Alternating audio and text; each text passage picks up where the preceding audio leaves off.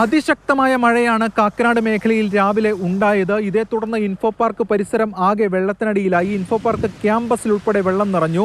ടെക്കികൾ ഉൾപ്പെടെ ഓഫീസിലെത്താൻ വൈകി. പലർക്കും നടന്നു നീങ്ങാൻ പോലും കഴിയാത്ത അവസ്ഥ ഉണ്ടായിരുന്നു. റോഡിൽ മാത്രമല്ല നടപ്പാതകളിൽ ഉൾപ്പെടെ വെള്ളം നിറഞ്ഞു. വാഹനങ്ങൾക്കും മുന്നോട്ട് പോകാൻ കഴിയാത്ത അവസ്ഥ ഉണ്ടായി. മഴ പെയ്ത് കഴിഞ്ഞാൽ കൊച്ചിയോടിൽ ഇങ്ങോട്ട് ഒറ്റ സ്ഥലത്ത് ഇൻഫോ പാർക്കിലൊക്കെ ജോലി ചെയ്യാന്ന് പറയുമ്പോൾ തന്നെ നമുക്ക് ഇങ്ങോട്ട് വരാനുള്ള ഒരു ബുദ്ധിമുട്ട് വളരെ കൂടുതലാണ്. സ്ഥിരമായി മാറിയിരിക്കുകയാണല്ലേ? തീർച്ചയായും ഞങ്ങളിപ്പോൾ ഓട്ടോറിക്ഷയിലാണ് ഇപ്പോൾ വന്നത് തന്നെ. മീൻസ് വാക്കബിൾ ഡിസ്റ്റൻസ് ആണെങ്കിലും അവർ ഇതുവരെ ഗേറ്റ് വരെ വിട്ടുള്ളൂ. അപ്പോൾ അവർ പറഞ്ഞ അകത്തോട്ടിന് പോകാൻ പറ്റില്ല, സോ നിങ്ങൾ വേണമെങ്കിൽ പോയിക്കാൻ നടന്നു നോക്കിയാൽ ഞങ്ങൾ പോരില്ല എന്നൊക്കെയാണ് പറയുന്നത്. ഏതാനും ആഴ്ചകൾക്ക് മുൻപും ശക്തമായ മഴയുണ്ടായിരുന്നു. അന്ന് ഇൻഫോ പാർക്ക് വ്യക്തമാക്കിയിരുന്നത് ഈ അകത്തെ ഡ്രെയിനേജ് ഒക്കെ ക്ലീൻ ചെയ്തിരുന്നതാണ്. പക്ഷേ തൊട്ടടുത്തുള്ള കടമ്പ്രയാറിലെ കോഴിച്ചിറ ബണ്ട് അതാണ് പ്രശ്നമെന്നാണ്. പക്ഷേ ആ താൽക്കാലിക ബണ്ട് മാറ്റിയിരുന്നു. എന്നിട്ടും അവിടെ വെള്ളക്കെട്ട് തുടരുന്നു എന്നതാണ് ഏറ്റവും പ്രധാനപ്പെട്ട കാര്യം.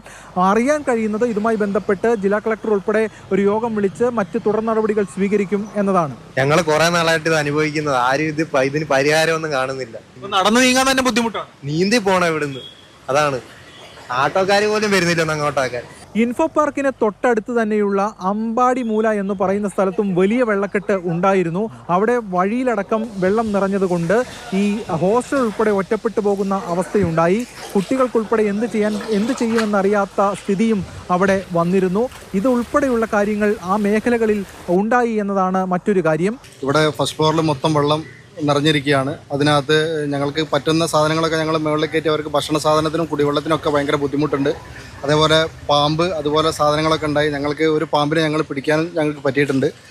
എത്രയും പെട്ടെന്ന് ഗവൺമെൻറ്റിൻ്റെ ഭാഗത്തു നിന്നുള്ള സഹായങ്ങൾ ഇവിടേക്ക് എത്തണം എന്നുള്ളത് തന്നെയാണ് ഞങ്ങൾക്ക് പറയാൻ പറ്റുന്നത്. കാരണം ഞങ്ങൾക്ക് ചെയ്യാൻ പറ്റുന്നതിനൊരു പരിമിതിയുണ്ട്.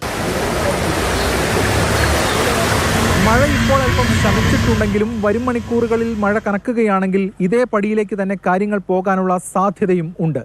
ക്യാമറമാനായ നിഖിൽ ജോസഫിനും മനോജ് മാടശ്ശേരിക്കുമൊപ്പം എസ് രാഗിൻ, മാതൃഭൂമി ന്യൂസ്, കൊച്ചി.